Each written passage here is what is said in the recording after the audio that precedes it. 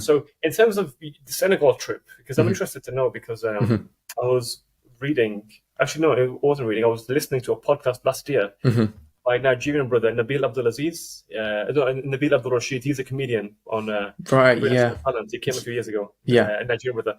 He narrated Ibn Battuta's biography. And Ibn Battuta from your country, from Morocco, Yeah. went to Hajj, went to Egypt, and then did Hajj, and then went further west, further east, sorry, into I think Mauritius or the Maldives, and then Sri Lanka and China. Came back. I actually spent a lot of time in West Africa as well. Interesting. Yeah, and subhanAllah, again showing the Islam has blinkers on when it comes to racism. We actively discourage it. We don't see beyond color. So how long were you in Senegal for? Like, was it a 2-week trip, or did you actually stay for?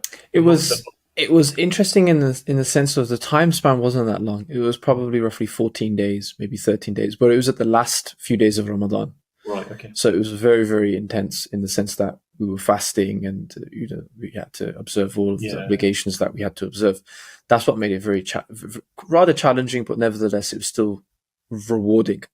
When we had got to the village Medina Bay, which is maybe 3 hours, 4 hours away from Dakar, when we arrived into this village, it was palpable. You could feel like you were in the presence of people who only wanted God, essentially. And there's a really interesting caveat with that. Only want God. Does that mean they don't do anything else? That's a kind of modern response that we find, right? Oh, if they only want God, do they? It's fascinating that the people there would find God through the mundane, through their day-to-day waking, living existence, through waking and sleeping, eating, drinking, and they would engage in life through that manner. And there's a really interesting Al Jazeera news bit on Medina Bay recently. A journalist that I know, a great guy, Asad Baig, really, really cool guy. He obviously went for the AFCON, he went for the football. And then after, I think Senegal won, right? Senegal that won the African Cup. Yeah, they won it last year. AFCON, they won. After that, he went to visit Medina Bay, and he was completely he was like, this is an incredible place because it has such a limited amount of population, but they get many things done, and it's, things are incredible. There's a loudspeaker that plays the Qur'an 24/7. So it's just a really nice, beautiful kind of revitalization.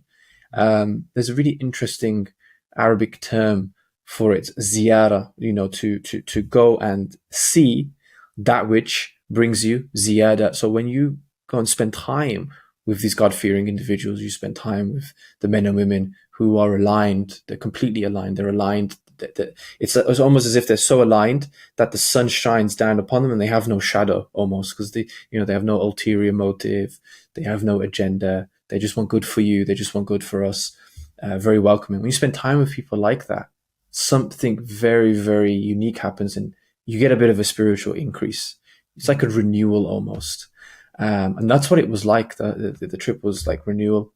When I came back, whilst I was there, actually, Ryanair, in their great fashion, decided to just do £8 tickets to Morocco. Okay. So it was like £8 there and £8 back. It was like a flash sale. So I booked Morocco for £16, and I was like, even if I don't go, it's fine. I ended up going to Morocco straight after. Yeah.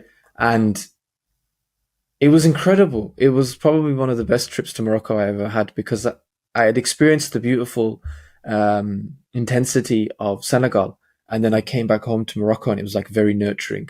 It's like you've come home, and it was a very beautiful trip. It was really special. Yeah, no, I can imagine. Absolutely. Home is home, isn't it? You've absolutely. got that spiritual affinity.